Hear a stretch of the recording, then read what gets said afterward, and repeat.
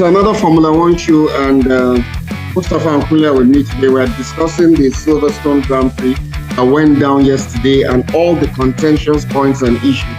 You guys are welcome to the show. Welcome, Afolabi. It's not only another Formula One show, it's F1 News, where not only do we bring you an analytical perspective to the goings-on in the circus of F1, but we always give it with a hint, sometimes even more than a hint, of laughter. Let me stop. This is stupid. All right, let's get straight to the game. We don't need to give all these technical analysis about how Verstappen didn't have back wing and McLaren does well in downforce in the rain. All that's boring. We want to get to the real shit. We want to get to the point at which Piastri had the nerve over the radio to say, I think my penalty was unfair, and if you guys think it was unfair too, don't you think you should make Norris give me my place back? And McLaren said, copy that, and then they said, no. All right. Now, our show today is about the race, but also about that little absurd statement by Norris. Not by Norris, by Piastri. Yeah. Piastri said after the race that it wasn't fair for him to ask Norris to get the place back, because obviously he was frustrated. It wasn't fair for him to ask, but I do think he thinks that the penalty was unfair. So we're going to unfold all of this. We'll talk about those two aspects. What are your thoughts, Kunle? Yeah, I think Piastri was actually a bit lucky with the penalty. The penalty could have been a lot worse because basically he ruined Verstappen's race, and Verstappen is in third, trying to vie to split McLaren's. So I think that he actually got off lightly.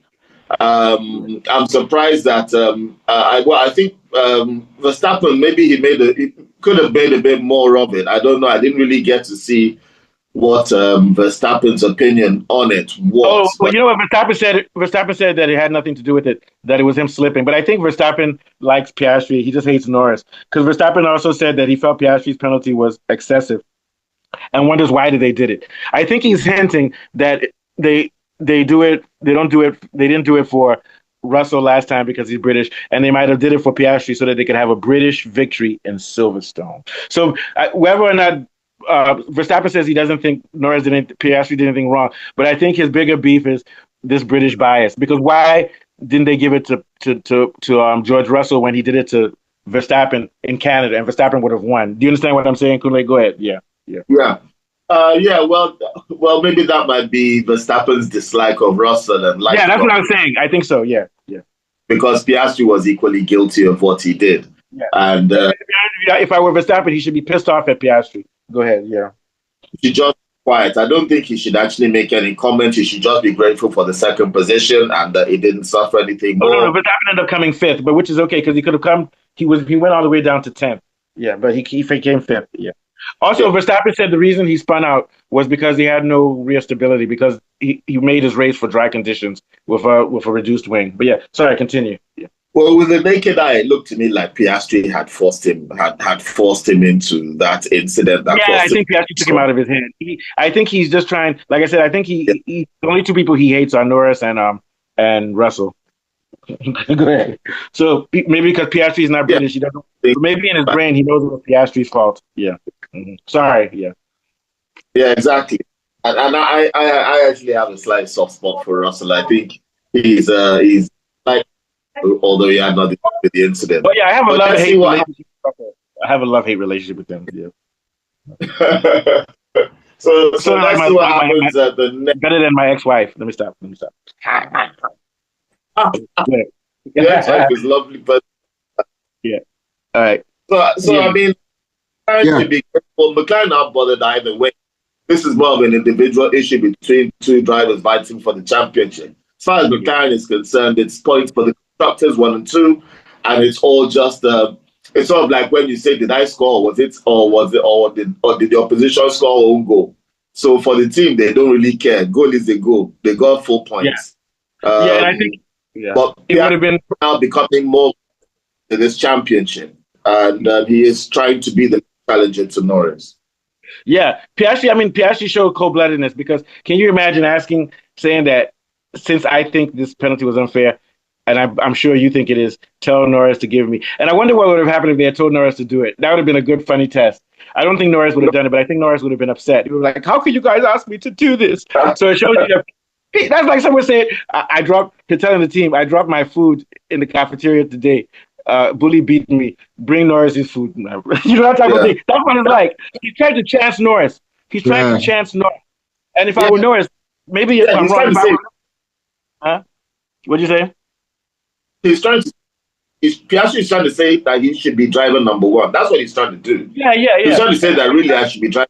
I don't blame him for saying that, for looking out for his selfish interest. But I think that Norris needs to take a look, because Norris wants everybody to be his friend. Norris needs to learn that in F1 he has no friends. And so Norris needs to now become mean and say, if I were Norris, I'll come on the camera and now it's time for war. I say, I can't believe that fool had the nerve to ask me for my place. He needs to take it there. Because already Piastri's beginning to show emotionalism. He was angry after the race. So now Norris should exploit that by also trolling him. What do you think, Afolabi? Yeah. Yes, I agree with you. If Lando had the kind of temperament that Piastri had, he would have been angry for Piastri asking for a position swap. I think, like you rightly mentioned, Lando's temperament is not the temperament of a champion. Piastri seems to want to win at all costs. I mean, look at the race. What he did was very dangerous. He decelerated from around 217 to 60. In just over 3 seconds. Even 52 kilometers. Yes. So sorry, Apology. Yeah, this risked a lot of collision. And if you look at it, even Nico Hülkenberg, who came third, reportedly confronted Piastri post-race for dangerous driving. Yeah. So he was deserved the penalty. He deserved it. But if I should put what Russell did in Canada in context, Russell's own looks more like tactical than accidental if you compare the two incidents. So I feel Russell too should have been penalized. Yeah, because Russell was being flagrant because he knew that Verstappen, and you know what makes it bad? Before the race, Russell said, after Russell won, I think it was before the race, he said, all Verstappen needs to do is get one more point, and everybody laughed. Then he proceeds to brake test Verstappen. That's a clear line of causation, which shows what he was trying to do. It was tactical. This British bias is terrible. And then they need consistency. If they didn't give it to Russell, why did they now give it? And Verstappen said, this has happened to me several times this year, and nobody's getting penalties. Remember when Leclerc bumped Verstappen and nobody said anything? So there's a clear British bias. And what they really wanted was to have that guy come across the line in Silverstone. Yes, that's what they really wanted. As a British man. No, I think he deserved it because that was a penalty. Oh, indeed, it was a good drive. He had a good. And that penalty was deserved, but they should have given a penalty to Russell. Think about it. They met for 5 hours after the race in Canada, which means they were thinking about it. The FIA needs to become consistent. No, they're not consistent at all. What are your thoughts, Kunle? Yeah. Yeah, the FIA need to be more consistent when they're coming to make these decisions, especially with the way the drivers are. Everything is on a nice edge. The cars are on a nice edge. Drivers are on a nice edge, and this is a fast track. It's good to see. It's good to see the racing between the two. What would I say? It's good to see Ferrari have improved and look more. They look better in the second half of the season. The only part, Sean, and the Red Bull's car is falling off. It really is falling off a sharp cliff now. I do worry for them if they're going to be competent. Although, if we take a look at it, so for example, if it hadn't rained, Verstappen would have won yesterday, okay? Then look at last week. Verstappen came second to Russell in Canada. Then the week before that, in Canada, Verstappen came second. He came second in was it Canada? Last week? When was it that Verstappen was knocked out of the race? It was in Canada, right? No, he was knocked out. When did he DNF? I think he was in Canada. Austria. It was in Austria. Yes, it was in Austria. He was DNF. If you notice, his car has been coming second, first, or third in the past 4 races. Even in Spain, he was coming third and could have won. So Red Bull has had a lot of bad luck. I know their car is bad, but Verstappen came second last week. Then the week before that, he was coming. Antonelli knocked him out. I think I'm getting the order mixed up. But anyway, continue, Kunle. The point I'm making is that they're not as bad as it appears. They've had a lot of bad luck. They've lost at least 40 points in the last 4 weeks. Go on, Kunle. Yeah. Lost points to some bad luck. But I still get the feeling that if that car was as competent as it should have been, Even with that bad luck, he'd have done a little bit better, and all the race got points in. He'd have still been a bit further forward. Because, I mean, if he had a car that was outstandingly as good as it should be, nobody would be competing with him. And the only reason why he's now having to compete is because that car has fallen far short. Oh, yeah, it's getting worse, yeah. It was Austria where he DNF'd. Austria, yeah. It was Austria when he had, and that was also, that was a fast track. But he was doing well in Austria, yeah. So he's lost 40 points, and he's 60 points behind Piastri, which means if he had gotten those 40 points, he'd only be 15 points behind. Yeah. So he's had a lot. That just goes to show you how good a driver Verstappen is. But I think now, no more mistakes, no more excuses. He's going to have to win in Spa. Spa is a high-speed track. I think he can do it, but I think it's over. Most likely, he can't catch up. But never say never. We have half of a season left. What are your thoughts, Afolabi? Yeah, I agree with you. Never say never, but the performances are too inconsistent. I don't know, Red Bull might have to take a second look about their setup vis-a-vis the track. Because you find him doing very well in one race, and then the next race is either some incident or he doesn't do well. They need to be more consistent. I mean, look at McLaren. That's just the difference between McLaren and the chasing pack. They've been very consistent. And if you look at Ferrari too, Ferrari hasn't been as consistent as they were supposed to have been McLaren. So, and you look at Ferrari, for instance, Leclerc finished outside the top 10, I think, and Hamilton finished 4th. I mean, we can sit down here and begin to talk about Hamilton, who is the 7-time champion, finishing 4th. It shows how low the bar has gone for them as well. So nobody seems to be giving McLaren a good run for their money.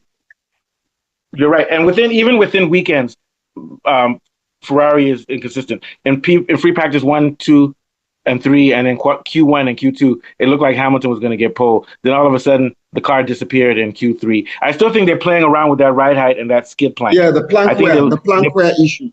Yeah, I think that's the key, where they're playing around with that and they don't want to get suspended. So I think they're pushing it. And when they push it, they do well, but then they back off because they don't want to get a penalty. There's still some fundamental problems with that Ferrari car. And if I were Ferrari, I know they're trying to push it for this year, but maybe they want to get a couple of wins, but they need to start thinking about 2026 because it seems like 2025 is over, man. It looks like it's over. Yeah. Sure. What are your thoughts, Clay? Yeah, I think Ferrari are using this season to get their eye in. As much as they've struggled and they've experimented far too much of this season. That's been one of their main problems, the amount of experiments that they had to go through in the first half of the season. But, however, Hamilton has been getting menacingly more competent and faster. And that is a plus. I mean, they're second in the constructors, so they're already competing in that, although they're miles and miles behind McLaren. I mean, everybody is a million miles behind McLaren when it comes to the constructors. Which needs to be looked at. But for Ferrari to be coming second in constructors, they should be challenging Leclerc or Hamilton should at least be challenging for a third place finish this season. He's come second or third twice. He's come second this year and third this year. He's got 2 podiums. I think if Leclerc's problem is his inconsistency, and I think he's still got 1 or 2 more crashes in him. Otherwise, he'll really be finishing third this season. I agree. All right, so let's get out of here because we have a political show maybe in an hour. Then tonight we'll do Liverpool. Take us out, Afolabi. Okay, another brilliant Formula One show. We've been discussing the team orders in McLaren and the dynamics that led to the penalty for Piastri at the Silverstone Grand Prix. And from Kule, Mustafa and myself, we'll be back again. Okay, thank you. Kule, did you get in touch with your sister? Yeah. Yeah. She said she's looking forward to it. Okay, that's right. We have a lot of stuff today, but I'll send each of you $5 extra because we did like 3 or 4 shows today. All right, guys. Thanks. Okay. All right. All right.